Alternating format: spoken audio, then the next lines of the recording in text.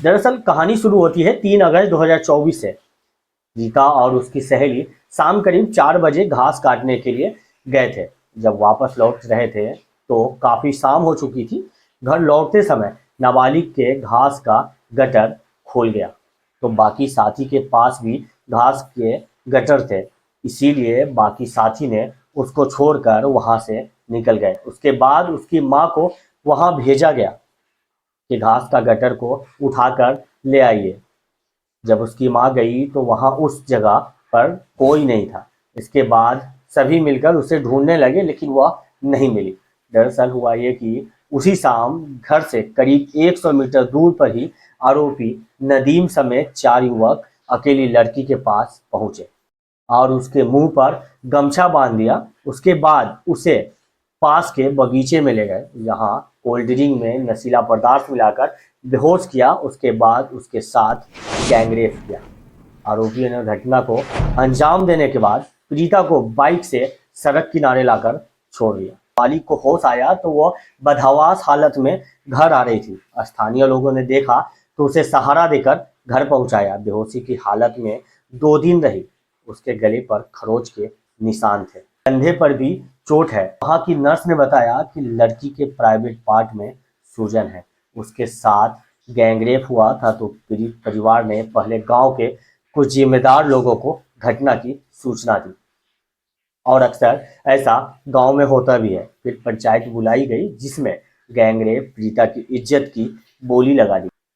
4 अगस्त को घटना की सूचना पंचायत को दी गई थी। पंचायत ने थाना जाने से रोक दिया और कहा हम न्याय करेंगे। उन्होंने आरोपियों पर कार्रवाई की जगह 2000 रुपए लेकर मामले रफा दफा करने की बात कही। पंचायत के लोग बोले लड़का दोषी नहीं है, अगर आप लोग दोषी मानते हैं तो दंड में पैसा लेकर मामला खत्म कीजिए। उन्होंने पंचायत के फैसले को नहीं माना और आरोपियों के खिलाफ 7 अगस्त 2024 को बड़गांव थाने में एफआईआर दर्ज करवाई। पुलिस ने अगले दिन यानी 8 अगस्त को पीड़िता और उसकी मां को थाने बुलाया। मेडिकल टेस्ट, अल्ट्रासाउंड करवाने में 4 दिन लगा दिए। कोर्ट में 164 के बयान दर्ज करवाने और आरोपियों की गिरफ्तारी के बदले पीड़िता को जमालपुर थाने की बैरक भेज दिया गया। हालांकि 9 अगस्त को सिर्फ मेडिकल टेस्ट करवाया गया। सोमवार 12 अगस्त को अल्ट्रासाउंड और 164 का बयान दर्ज करवाया गया, लेकिन जमालपुर थाने की पुलिस ने जांच के नाम पर लड़की को जमालपुर थाने में 4 दिन रखा। इस बात से पुलिस पहले तो इनकार करती रही और कहा हमारे थाने में कोई पीड़िता नहीं है, लेकिन बड़गांव थाना प्रभारी कल्पना कुमारी से बात हुई तो उन्होंने बताया कि सोमवार को लड़की का अल्ट्रासाउंड और 164 का बयान दर्ज हो गया है। इसके बाद पीड़िता को घर भेज दिया गया है। उनका कहना था कि हमारे यहाँ महिला सिपाही नहीं है, इसलिए जमालपुर थाने की बैरक में रखा गया था।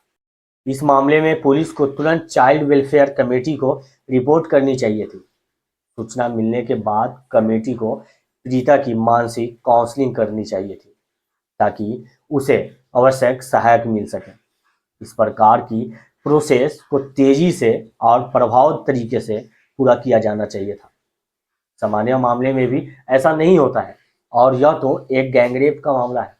इस स्थिति में पुलिस की भूमिका अत्यंत महत्वपूर्ण होनी चाहिए थी और इसको लेकर उचित कार्रवाई होनी चाहिए थी। यह न केवल न्याय की मांग है, बल्कि पीड़िता की सुरक्षा और उसका मानसिक स्वास्थ्य सुनिश्चित करने के लिए भी आवश्यक जरूरी है।